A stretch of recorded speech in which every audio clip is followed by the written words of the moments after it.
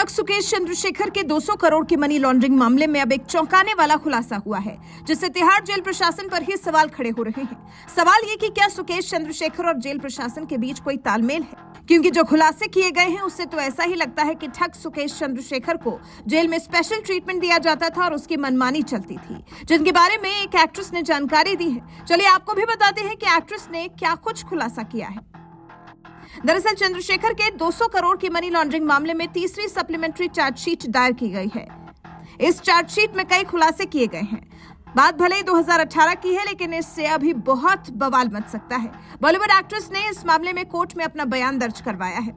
Actress के मुताबिक बात मई 2018 की है। तब सुकेश चंद्रशेखर ने उसे तिहाड़ जेल में मिलने के लिए बुलाया था। मिलने से पहले सुकेश की सहयोगी पिंकी ईरानी उर्फ एंजल ने आईजीआई एयरपोर्ट पर एक स्कर्ट भी खरीदी थी। वो स्कर्ट घुटने तक लंबी थी। पिंकी ने उसे यही पहनने को कहा था ताकि तिहाड़ जेल में लोगों की नजरें उस पर नहीं टिके। एक्ट्रेस ने अपने बयान में कहा कि वो तिहाड़ में घुसी तो वहां का नजारा देखते हुए उसे रोना आ गया। जब वो रोने लगी तो पिंकी ने उससे कहा, अरे कुछ नहीं होगा, बस तुम नजरें झुकाकर चलते रहो ताकि सीसीटीवी में चेहरा नहीं आए। आगे बयान का हवाला देते हुए चार्जशीट में कहा गया है, तिहाड़ में हमें बहुत सारे गैजेट्स के साथ एक कमरे में ले जाया गया। तभी एक व्यक्ति कमरे में दाखिल हुआ और मुझे बताया गया कि वो सुकेश चंद्रशेखर है। उसने ब्रांडेड कपड़े और घड़ी पहन रखी थी। वो सिर से पांव तक सजा धजा था।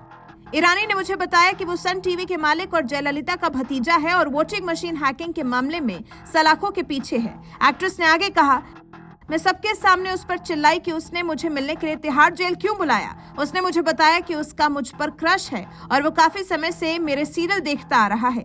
मैंने उसे बताया कि मेरी शादी हो चुकी है और मेरे 2 बच्चे हैं और मेरा एक बच्चा 6 महीने का है। उसने मुझसे कहा कि मेरे पति ने मुझे पहले ही बेच दिया है और वो मुझे बचाना चाहता है। एक्ट्रेस ने आगे कहा, चंद्रशेखर ने उसे अपने निजी जीवन के बारे में कई बातें बताई जो किसी को नहीं पता थी। उसने कहा, फिर सुकेश ने मुझे गले लगाया और किस किया, लेकिन मैं कमरे से बाहर चली गई। मेरे तिहाड़ से बाहर आने के बाद एंजल ने मुझे 2 लाख रुपए दिए। उसने अपनी घड़ी भी उतार कर मुझे दे दी। मुझे सुकेश से आखिरी कॉल 23 दिसंबर 2018 को मिली थी।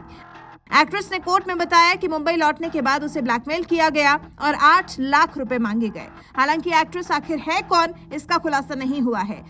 वहीं सुकेश चंद्रशेखर के वकील का कहना है कि ये सब सुकेश चंद्रशेखर की इमेज बिगाड़ने के लिए जांच एजेंसियां करा रही हैं। ये सच्चाई नहीं है। तो जिस तरह के आरोप सुकेश चंद्रशेखर पर लग रहे हैं, ये साफ है कि जेल में उसका दबदबा था, क्योंकि बिना जेलर के मिली भगत के ये सब कुछ जेल में नहीं हो सकता।